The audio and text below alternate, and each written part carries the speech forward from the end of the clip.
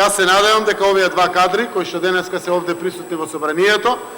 покрај честа која што парламентот ќе им ја даде, да управуваат со одредени сериозни ресори и институции, ќе ја изработат својата работа со љубов, заради тоа што ова е дадена чест преку граѓаните, директно преку вас, представниците на граѓаните, убедени дека навистина овој посебно, неповторлив, драгоцен период за нашата земја, период кога земјата се интегрира во Европската Унија и во НАТО, како две стратешки определби,